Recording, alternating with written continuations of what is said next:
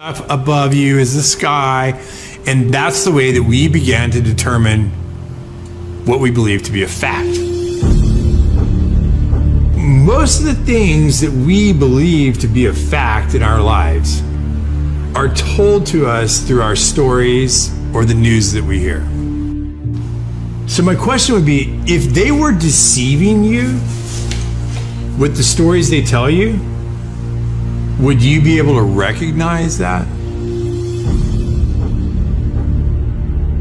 So we've all heard the term conspiracy theory. Personally, for me, I've never really had time to get into any of that because, frankly, I'm working all the time and I don't have the time to look into Bigfoot or aliens or flat Earth or 9/11 conspiracy or the JFK assassination.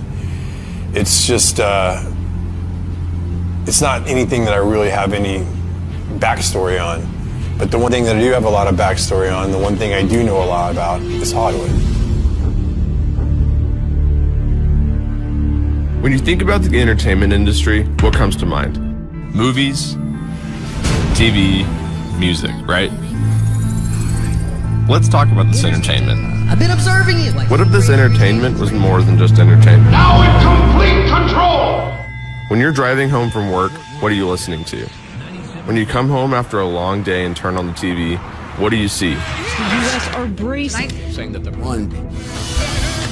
Think about all the content you've seen throughout your whole life. A lot of it has actually made us who we are today. So you don't know what's really going on. Have you ever stopped for just a second, though, and questioned the content? Good morning, Vietnam! The only thing we consume more than content is air. But we actually think about the quality of the air we breathe. Maybe it's time to take a closer look at our content. And fear. Taxes will be Our government's always controlled our content. the fight for freedom. We've just never paid attention. Freedom of speech. Message received. The police occupy our community. To work with the CIA to destabilize foreign countries. This media that we're consuming at such a rapid rate, we need to slow down and think about what we're consuming. Bullshit going on. What if the people in charge didn't have our best interests in mind? Now we have to ask ourselves, who's influencing our content? Is the CIA involved in Hollywood? Yes.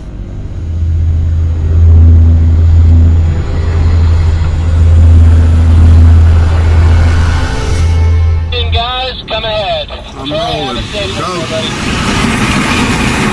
That's good right there. He's picking up speed. Go, go, go. Go, go, go. Go, go, go.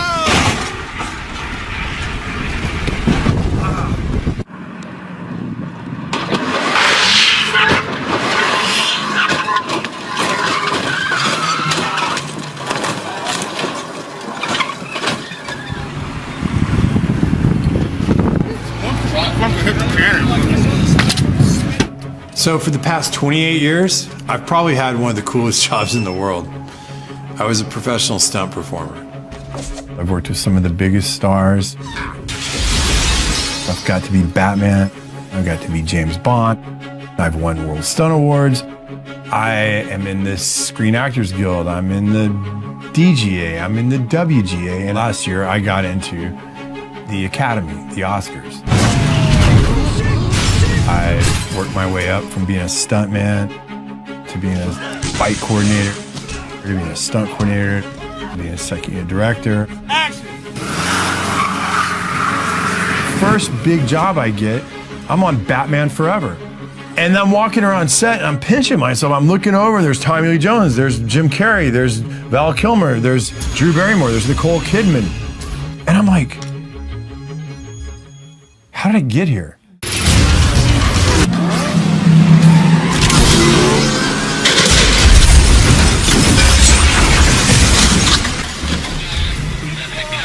I didn't really say I'm gonna go be a stuntman. I wanted to go make movies. But being a stuntman was the easiest way for me to get into the business.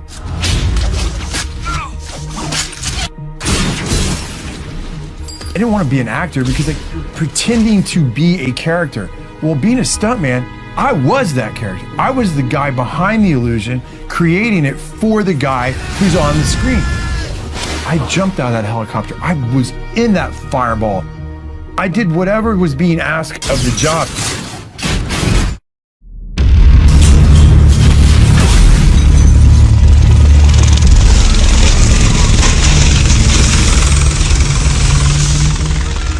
I've had an amazing career, and I've had an amazing life. That's a cut.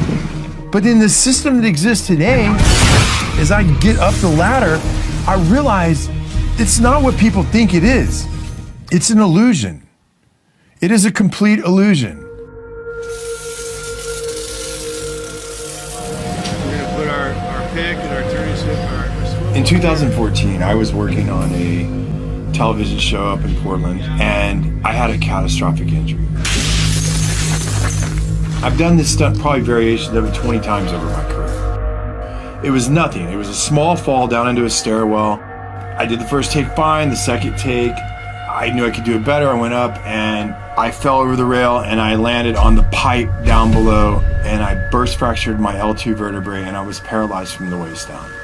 When you are injured, when you are catastrophically injured and it changes who you are, I knew from that day I would never be the athlete that I once was. And I always told people as a stuntman, the worst possible injury you can get is a lower back injury. You can break your legs, your arms, whatever, but if you injure your lower back or your hips, your pelvic region, you're done. There was 2 years that I didn't think I would ever live without pain. One of the issues I was dealing with at that time was I had lost the feeling, and I still have numbness in my thighs and on this half of my pelvic region. I was going to physical therapy and the lady looks at me and she goes, "This isn't really helping you. You're way more advanced than this stuff." And I go, "Yeah, I do this every morning." She goes, "Well, what's the real issue?" I said, "The real issue is my pelvic region."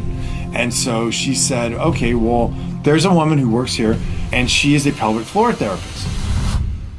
So how I met Mike, I met him, his spine was broken and he had partial paralyzation of his pelvic floor area. We help people when they have problems with the most important functions in your life, bowel, bladder, and sexual function. So one day we're in the middle of therapy and she stops me and she says, "Mike, I feel like you have really dark spirits over you. Can I pray for you?"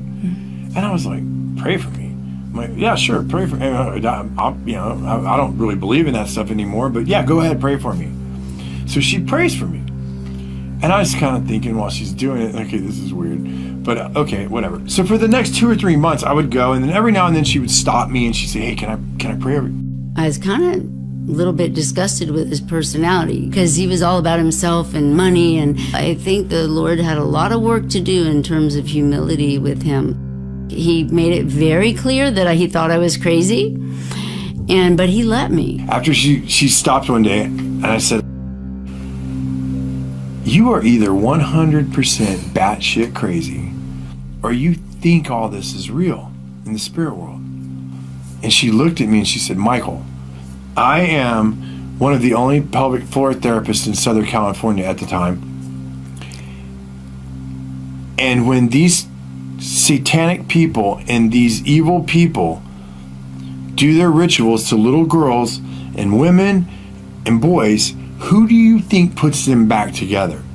I do. It's completely real and you need to look into it." My awakening, it didn't happen at church the way that some people find God. I just pretty much had given up my faith and I'd given up where I was at, and I was just kind of at the point where I was like, okay, well, I'm gonna have the best time I can here, and when I die, that's it. I still wasn't sure if it wasn't 100% crazy or not, but I was reading these articles and looking at these things, and I was like, I've seen things at parties, I've seen artwork, I've seen statues, I've seen things in some people's houses that just seem to be mimicking occult stuff I'm reading about. So I was like, maybe there is something to this. I'm just gonna say this. I didn't find God because I went to church. I found God because I realized that the Luciferian and the other side, the occult world, was real, and that I had been fooled for all these years, and I then got really scared. I got really scared because this was the first time in my life that I was having to question my own reality. Physically, I was crushed. I wasn't going to be who I was. And spiritually, I mean, if I'm being honest, I didn't know anything about being a Christian. I mean, really. And then professionally, everything that I knew about my career, I was starting to look at in a different way. I was starting to question my career in Hollywood from a different perspective. So I got off of social media and I made an anonymous account. I started reading blogs, looking at articles. I started reading books. I started watching videos online. I just started searching for the truth, and I was finding accounts that were searching for the truth themselves. They weren't mainstream accounts. These were accounts online that I felt like were like me. They were just looking for what the truth was. I didn't believe I was getting the truth from CNN, MSNBC, Fox. I didn't believe any of them. I just wanted to read it, absorb it, and digest it, and trust what my gut told me I was reading. As I did my research, I began to understand there's a very small group of people that influence all the companies that we watch. So they used to call them the Big Six. But Disney just bought Fox, and Disney controls Marvel, and Disney owns Lucas Studios. So look at that giant audience right here. Say a small group of people control the narratives and the content that we all see on all the channels. It makes you feel like, oh, I have lots of choices, but you don't. Who's telling them what to put on those channels? Where does that lead? Tonight, the FBI is on the case, and they are warning big companies in America to protect their data after a big Hollywood studio got hit by hackers and several blockbuster movies ended up online. This is the first time the United States has accused a foreign government of a cyber attack against an American corporation. And this interested me because I worked over at Sony quite a bit during my career, and I actually had to get LifeLock during the Sony hack, so I was curious. I was like, what was this really about? Well, the narrative put out in the public was Seth Rogen and James Franco made a movie about North Korea. And so they were mad, and so they decided to hack Sony to teach them a lesson. That was a public narrative that went out, and that's what I was like, well, that makes sense. You know, I know Seth and I know James, and they're definitely pushed the envelope of comedy, and their sense of humor is definitely their own. And I thought to myself, okay, that makes sense. And now private emails are going public. It's a public relations disaster. But what I found really interesting as I examined the WikiLeaks documents was it showed that the heads of one of our biggest movie studios in America was in direct communication with very important people in our government. It didn't surprise me. I was like, okay, well, either they're friends or there's something more to it. So I never really thought about the government influencing our content or our stories. Could they be influencing our story and our content? Like, these were real questions that I never had asked myself. I just did the jobs. I went to work, I did my job, I did whatever was asked, and went home. Never thought about this stuff. So I was like, I don't really know anybody that can answer these questions. And I reached out to this guy who I'd been watching online. His name was Kevin Shipp. And for those of you who don't know who Kevin Shipp is, he's a CIA whistleblower. He worked in counterintelligence, and he served in many capacities in his tenure at the CIA. This is The Big Picture, an official television report to the nation from the United States Army. It was an OSS memo, the precursor to the CIA, where they were doing a study of the use of motion pictures in America as a means of psychological warfare. So it goes all the way back to pre-1947 when U.S. intelligence was using motion pictures to alter the thinking of Americans in the United States. The morale of our troops is high. The laughter, music, and general entertainment which comes out of a single small package like this one have helped to build that morale. The CIA is funneling information into Hollywood. Hollywood is putting it out in the movies, and the population believes it.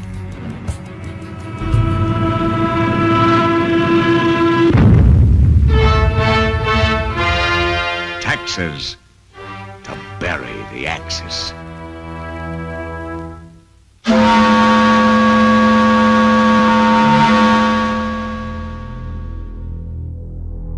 This document right here is a FOIA document. Anybody in America, anybody can request this. It's Freedom of Information Act.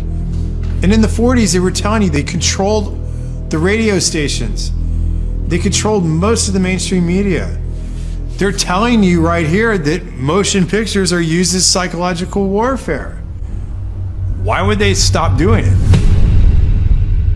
At no time has the CIA engaged in any political activity or any intelligence activity. It was not approved at the highest level. Alan Dulles groomed and recruited Ian Fleming, and Dulles and the CIA actually helped Fleming write his books and paint the CIA in a favorable light. And they also, Dulles helped produce Thunderball to make the CIA and agents look like honorable, cool people. The CIA actually helped him write the books and write the script for that movie. And then the president of MPAA was actually providing intelligence to the CIA as an operative in that position in Hollywood. Mr. Fleming, in your books there's a great amount of detail. Is this detail based on personal experience? Do you make it up? Where does it come from? Well, I can say it's 90% from personal experience, really. Of course, if I started sticking too close to the true espionage work of today, I should be in trouble with the Official Secrets Act in England, even supposing I had access to information.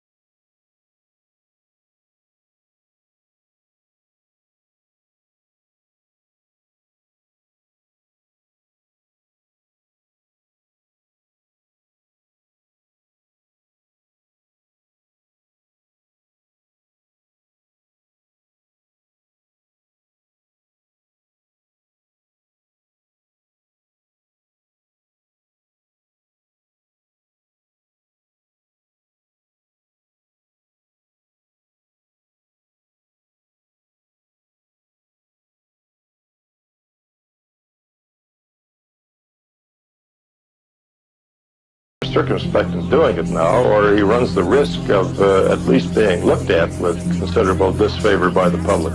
I think you've got to be much more careful about it. Platforms to push their own personal bias and agenda to control exactly what people think. And this is extremely dangerous to our democracy. This is extremely dangerous to our democracy. This is extremely dangerous to our democracy. This is extremely dangerous to our democracy. This is extremely dangerous to our democracy. This is extremely dangerous to our democracy. This is extremely dangerous to our democracy. This is extremely dangerous to our democracy. There is something about the way the CIA has been functioning that is casting a shadow on our historic position of freedom, and I feel we need to correct it.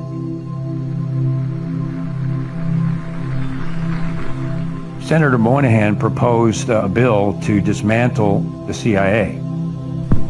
Thank you, Mr. President. Introduced it twice. The second time was 1995. Ironically, 1 year later in 1996, the CIA established the Entertainment Liaison Office, which was specifically penetrated into Hollywood, and Chase Brandon was actually co-wrote scripts. For example, The Recruit. We're looking for high horsepower, high energy, very competitive people who are driven by patriotism and a sense of wanting to serve a greater cause. I am recruiting you. Would I have to kill anyone? Would you like to? So the CIA was and is in Hollywood, was and is contributing to Hollywood productions and that manipulation. The Recruit. Nothing is what it seems. As I started to wake up, I never actually considered that the CIA had an office in Hollywood. And I'm like, well, I see this, I see that. And I started putting feelers out, like, does anybody else see this stuff? And not many people were awake. But the one person that I reached out to was an old colleague of mine, a friend of mine named Brad Martin. And Brad and I had similar careers. We worked our way up through the business together. And I'm like, hey, Brad, you've seen this, you've seen that? And he's like, yeah, for sure. And so that gave me strength. That gave me like, okay, well, I'm not alone in this deal. And I'm going to keep looking. Let me just say this. Brad's one of the greatest stuntmen I've ever met. Probably the best.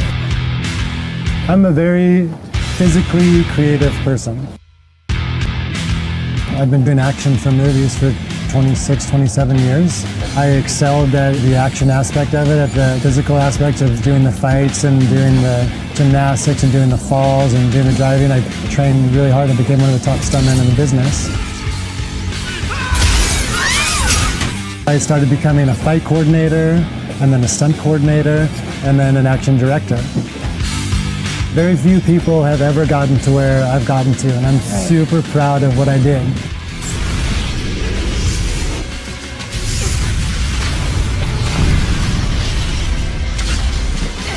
I mean, I had a very idealistic view of the movie business, and I've been disillusioned a few times.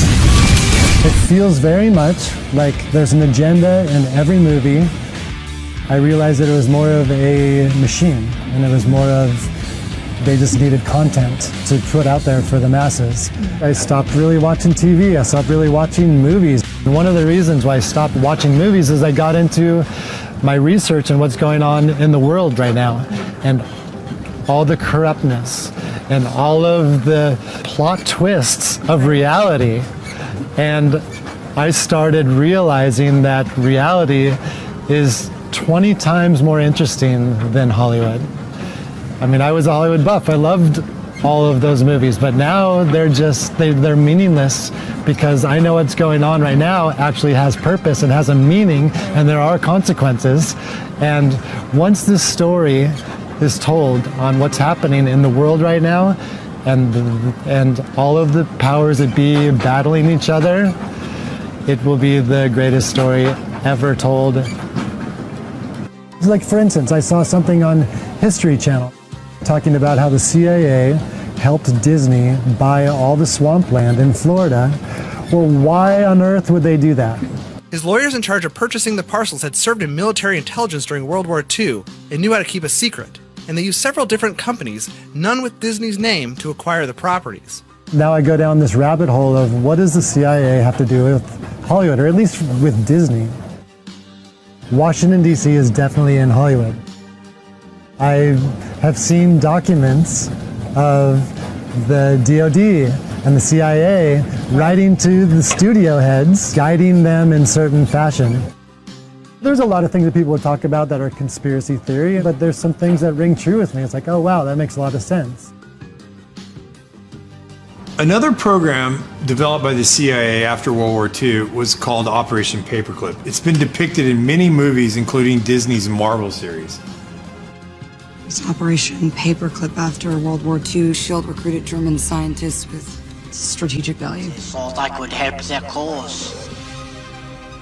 Operation Paperclip, and this is something people need to know because it has been so covered up and mocked and berated and claimed to be a conspiracy theory. And by the way, the term labeling people as conspiracy theorists was invented by the CIA to deflect any attention over the JFK assassination. They invented that word as a way to shut down any scrutiny or just critical investigation of what they were doing. So they started that whole ball rolling.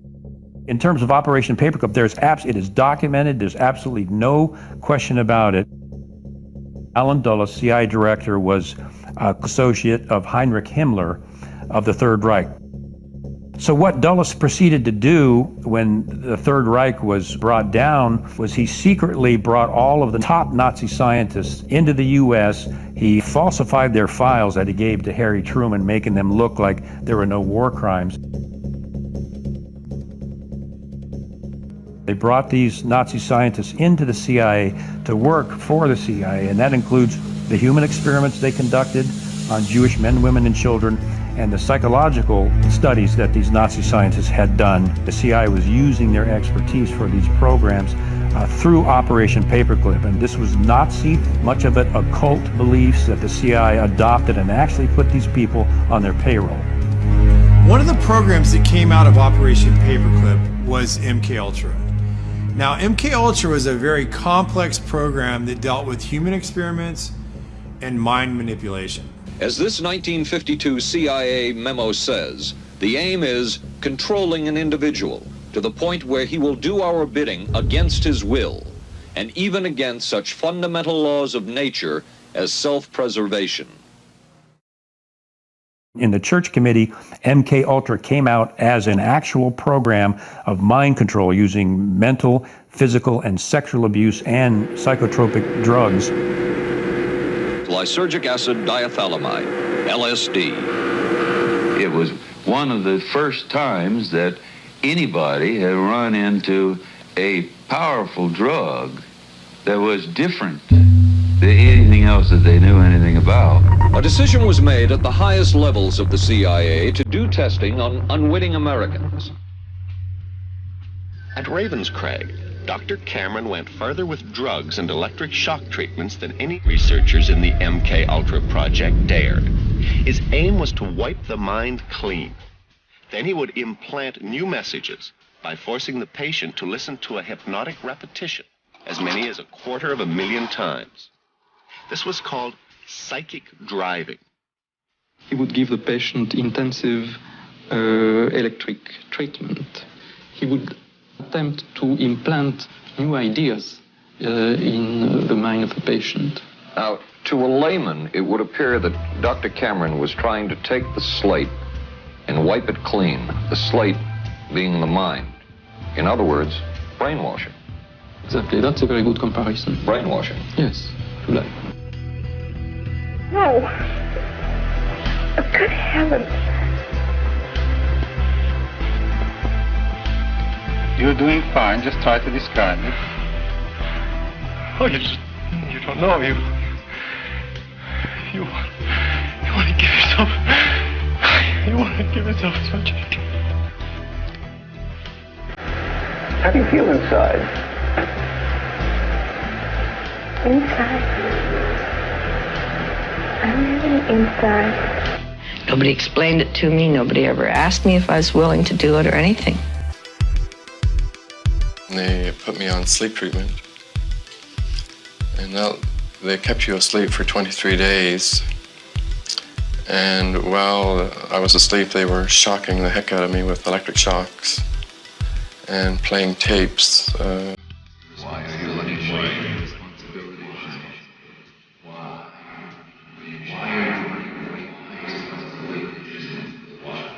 It was really like a concentration camp. I want to talk to you about it. You mind if I look this way? You look that way. There's nothing for you to watch here, but you're going to talk to me as we go along. They couldn't go any further because CIA Director Richard Helms destroyed all the CIA's MK-Ultra documents, and they had to rely on coached witnesses. So they were never able to dig even deeper. What they got was bad enough. It was never terminated. There's no evidence that it was ever terminated. No documents, no nothing, and not even an admission by the CIA that it's been terminated. How do you feel? I'm feeling better, thank you. Feeling better? Are you sleeping well? Yes, I'm sleeping better now. We could disable a whole city by putting a very small amount on a water supply. After all of these years of us, those of us who are involved in looking for this secret drug, this was the only thing that began to look for the first time like it might be something like that. So MK-Ultra was one of the hardest programs for me to wrap my head around because it's a lot of subset programs. And I was really surprised that Brad Martin knew about MK-Ultra. People think that research people are crazy for talking about MK-Ultra, mind control. Even if they acknowledge that that existed, they go, oh, well, that ended in the 70s.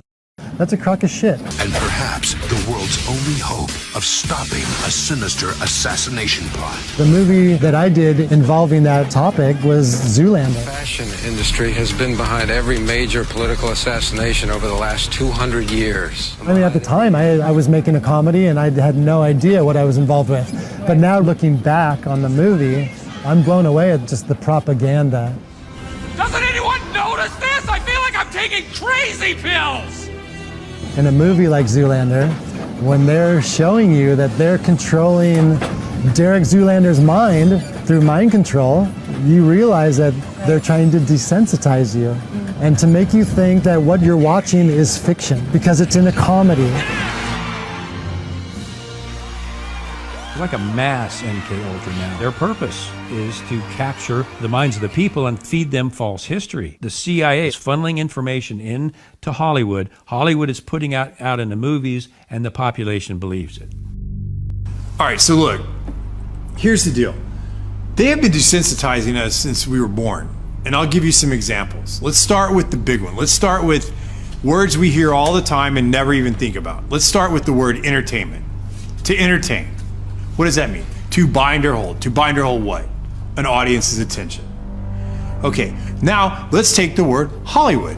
Where does that come from? Well, Hollywood comes from the holly tree. And the ancient Druids, back in the day, used to take the holly tree, make wands to weave spells, cast spells, or channel spells. And when they needed help, they would consult the magi's or the mediums of the day to help channel their spells to the population. We'll cut to today. What do we have in our houses? We have these black boxes. What are they called? TVs. But if you stop and you say the word television, television. And when you turn on that television, what do you get? What's the first thing that pops up? A list of channels. And when you turn on those channels, what's on those channels? Programming. They are programming you. They've been programming your whole life. You don't even know it. They do it with your music. They do it with your TV. They do it with your movies. They do it with your games. They have been programming us and programming you since you were little, and you don't even know it because you don't even question it.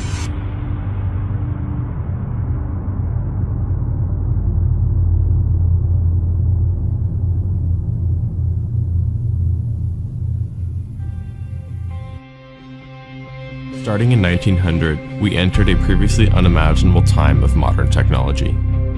Advances that allowed the rulers of this world to construct and direct our stories in ways we previously never imagined. As a result, new techniques to control the population were realized. These are the people from the companies that we have trusted to deliver us our news and tell our stories. This has always been about controlling what we as the population think and hear. They help create our culture and influence our society.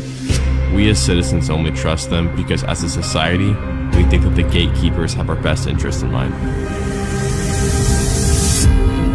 The dangerous, edges here are that he's trying to undermine the media, trying to make up his own facts, and it could be that while unemployment and the economy worsens, he could have undermined the messaging so much that he can actually control exactly what people think, and that is our job. Yeah, that is if our you look job. at the issue, That is our job.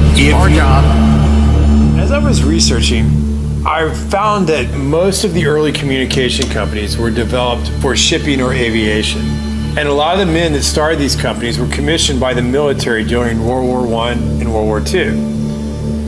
Many of these men worked for the Army and Navy intelligence services along with the OSS, which we know became the CIA. There were many examples of these men becoming the heads or founders of some of the biggest motion picture and media companies before and after their government or military service. I wanted to know how many of the media companies in today's world connected back to Washington. So I started looking. It was like a family tree. The connections between our government personnel and the media corporations was unbelievable. Google, Amazon, Netflix, Twitter, CNN, ABC. So what would happen if all these companies had the same political ideology or agenda? We as this population like to hear people confirm our confirmation biases. We like to hear people tell us that we're right. We don't like to be wrong.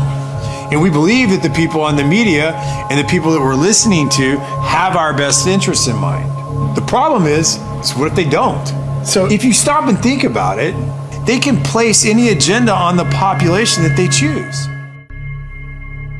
I think that Hollywood is teaching bad morals to the youth of this country as well as adults.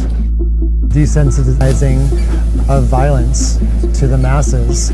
You can't deny that. My kids have seen so many people get killed in very violent ways. 3 times as much gun violence now. And the sex that's in PG-13 movies. Why? Every Disney movie, there's a major character, usually a parent, that gets killed. Trauma to the child. Why? It's so horrible. What a bad story. Why do you need to start a story with a parent dying? Always. It's so sad. Under MK Ultra, they experimented on children. We were even taught this in psychophysiology program that if you get to a child between ages 1 and 6 or 1 or 8, especially with sexual abuse or sexual trauma, you will split their personality and they will be imprinted the rest of their life. And many times that results in split personalities and dissociative behavior and other things. These occult topics are being introduced to our kids and most parents aren't even aware of it.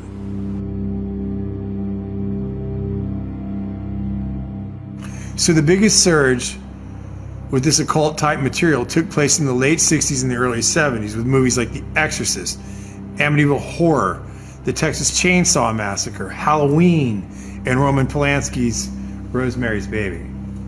And coincidentally, this same time period, it parallels the rise of the Church of Satan in Los Angeles, and it was founded by a guy named Anton LaVey.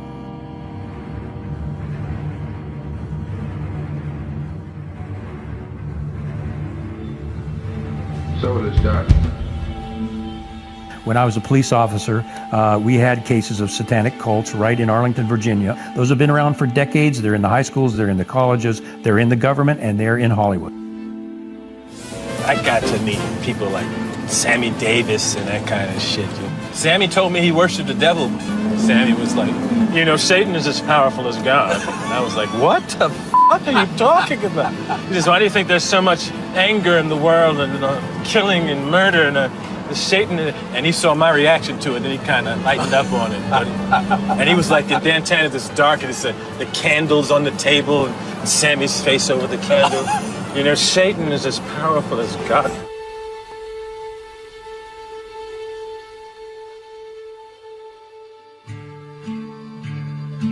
From our point of view, it really makes no difference whether you pray to a father god or to a mother goddess or to an entire gaggle of gods and goddesses.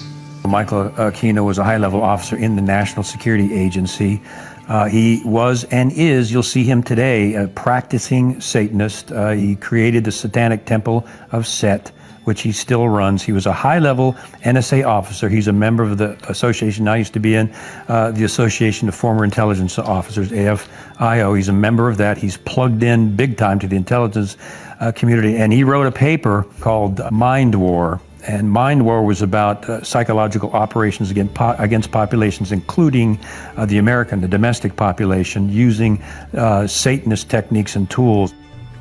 Aquino was first involved in MK-Ultra operations during the Vietnam War as part of the Phoenix program. No, first I've been involved in intelligence and psychological operations for about 40 years in all levels of it and across the intelligence community. You are a lieutenant colonel in the United States Army. Correct. Now, and how does the Army feel about you being head of the Temple of Set? The Army has known about my religion for the entire span of my Army career, which began in 1968. The Army has paid very little attention to it, the same as it would to anybody who was, say, a follower of Hinduism or of Buddhism or any other slightly unusual religion today. He was occupied a position at the Presidio, which was a training facility for the U.S. government, and it was uncovered that he was running a pedophile ring. I think 50 kids came out and fingered him as the guy that had done sexual acts on them as children. It went to trial. He walked from the trial successfully because he had a good attorney, despite the fact that there were multiple witnesses that said Aquino, through satanic rituals, had abused them as children. There's no question that he's a practicing Satanist. Just watch any one of his interviews. On this altar is one of a number of daggers, which we may use in our rituals. This one happened to belong to the commanding general of the most elite unit of Germany's infamous SS, which was concerned with black magic and occultism research in general. Anything that it could find that had to do with the origins of the human race, destiny of humanity. The perverted view of the occult held by Heinrich Himmler was of an evil magic that could help create a new master race. Wewelsburg Castle is where he performed his ceremonies. I have been to the Wewelsburg, which still preserves Heinrich Himmler's ritual chambers to this day, and have conducted a black magical ritual in the so-called Hall of the Dead beneath the Wewelsburg. This particular dagger is inscribed to our comrade in the Leibstandarte Theodor Wisch, Brigadeführer, a major general in the Waffen-SS. And on its blade, it bears the inscription, Mein Ehre heißt Treu, or my honor shall be known by my faithfulness. Aquino's thesis stated that enemy populations could be subdued by inflicting a state of psychological terror and feelings of imminent destruction. He discusses the use of psychotronic weapons and electromagnetic weapons that influence the mind. By extremely low-frequency signals, piggybacked on broadcasts of radio, TV, or microwave communications in order to influence and manipulate the thoughts and feelings of the target population. These ongoing MK-Ultra operations are functioning as a counterinsurgency and infiltration operation aimed at destabilizing the United States and other industrialized nations. I give the CIA a total credit for sponsoring and initiating the entire consciousness movement, counterculture events of the 1960s. History will judge the role of the CIA and other intelligence agencies in unwittingly contributing to the counterculture of the 60s through their intense interest in LSD and other hallucinogenics. But for the moment at least, the argument can be made that the CIA helped usher in the Age of Aquarius.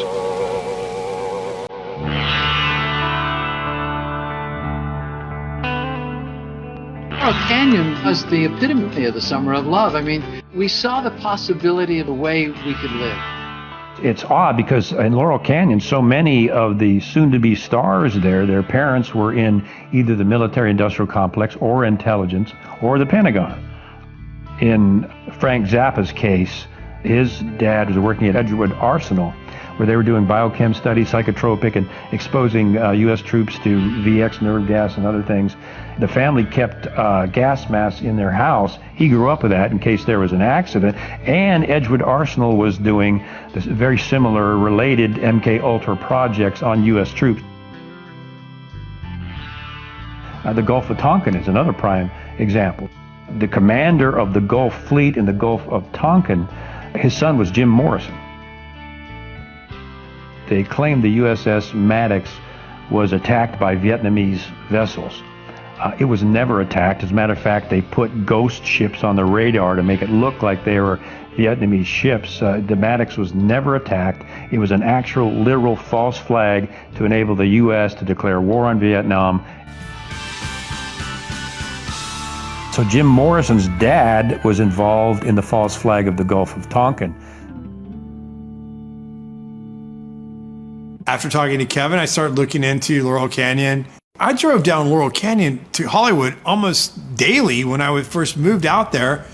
And I never knew that there was an old Air Force base called Lookout Mountain U.S. Air Force Base at the top of Laurel Canyon. And what's funny is, if you do the history of it, it's owned today by a guy named Jared Leto. Another tactic developed out of the MK Ultra project was the use of compromise and control via honeypots. The decision was made to do testing on unwitting victims. It was decided they should be on the fringes of society because they were most vulnerable. We did quite a study of prostitutes and their behavior.